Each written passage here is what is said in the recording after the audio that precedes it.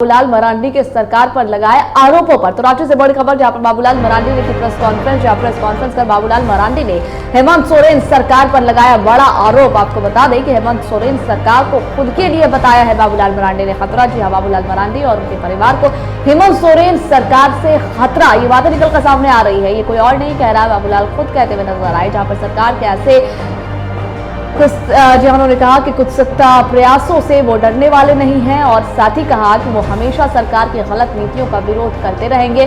आगे कहते हैं कि सीएम के चहेते महाभ्रष्ट अधिकारियों ने सरकार से मुझे डराने की सुपारी ली है। ये तमाम बातें बाबूलाल मरांडी ने कही है। बाबूलाल मरांडी ने हेमंत सरकार पर बड़ा आरोप लगाया है। हेमंत सरकार को परिवार और खुद के लिए खतरा बताया है। जहां बाबूलाल मरांडी ने कहा है कि हेमंत सोरेन सरकार से बाबूलाल मरांडी और उनके परिवार को जान का खतरा है। उन्होंने कहा है कि सीएम के चहेते भ्रष्ट अधिकारियों ने सरकार से मुझे डराने की सुपारी ली है। ये बड़ी बात है, ये बड़े आरोप बाबूलाल मरांडी ने राज्य सरकार हेमंत सोरेन सरकार पर लगाए हैं। उन्होंने प्रेस कॉन्फ्रेंस कर ये तमाम बातें कही है। उन्होंने कहा कि वे हमेशा सरकार की गलत नीतियों का विरोध करते रहेंगे, वो डरने वाले नहीं है। सीएम के चहेते महाभ्रष्ट अधिकारियों ने सरकार से उनको डराने की सुपारी ले रखी है।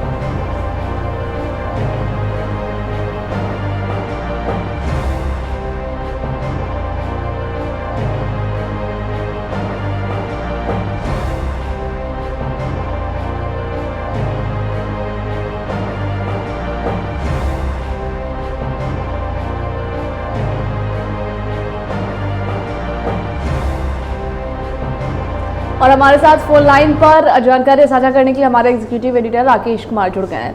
जी राकेश जी, बाबूलाल मरांडी का एक बयान सामने आया है जिसने सभी को चौंका दिया है, जहां पर उन्होंने स्पष्ट शब्दों में हेमंत सोरेन सरकार पर बड़ा आरोप लगाया है। वो कहते हुए नजर आए कि उनको सरकार के से खतरा है और अधिकारियों ने सरकार से उनको लेकर सुपारी ली हुई है। इतनी बड़ी बातें आखिर उन्होंने क्यों कही?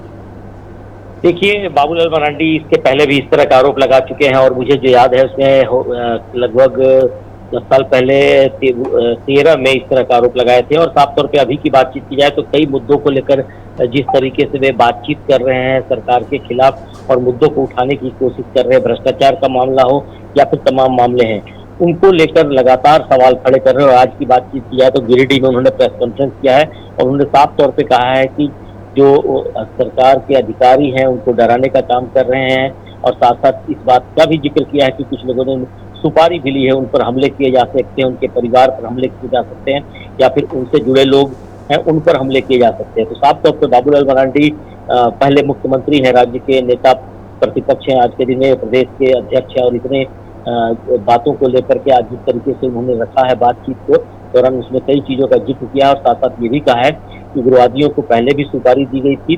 दुमका का जिक्र करते हुए उन्होंने कहा कि उस समय के 2013 का मामला था जब सरकार हेमंत सोरेन की थी और उस समय उग्रवादियों को सुपारी दी गई थी। तो कुल मिलाकर ये कहा जा सकता है कि जिस तरीके के माहौल की बातचीत कर रहे हैं, आरोप प्रत्यारोप के दौर चल रहे हैं, उस पर अब कई सवाल भी खड़े हो रहे हैं। बाबूलाल जी ने अपने परिवार की सुरक्षा की भी मांग की। जी राकेश जी, जैसा कि आप कह रहे हैं कि पहले भी उन्होंने इस तरह के बयान दिए हुए हैं, उनके लिए कोई नई बात नहीं है, तो बाबूलाल मरांडी सरकार से इतने इनसिक्योर क्यों है? क्यों वो बार बार इस तरह के बयान देते हैं? उनको क्या लगता है?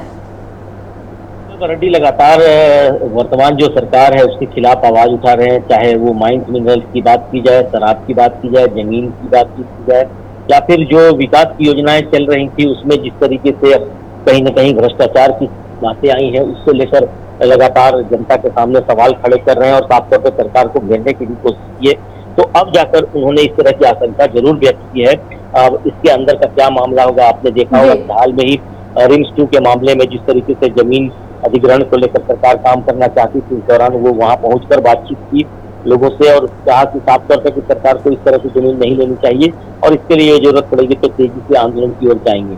तो अब जाकर ये साफ होता जा रहा है कि जिस तरीके से मुद्दे सामने आ रहे हैं और साथ साथ बाबूलाल का विरोध सामने आता जा रहा है, उसमें कुछ उनको संकेत मिले होंगे या फिर कोई बात होगी जिसका जिक्र हो सकता है थोड़े दिनों के बाद हो पाएगा।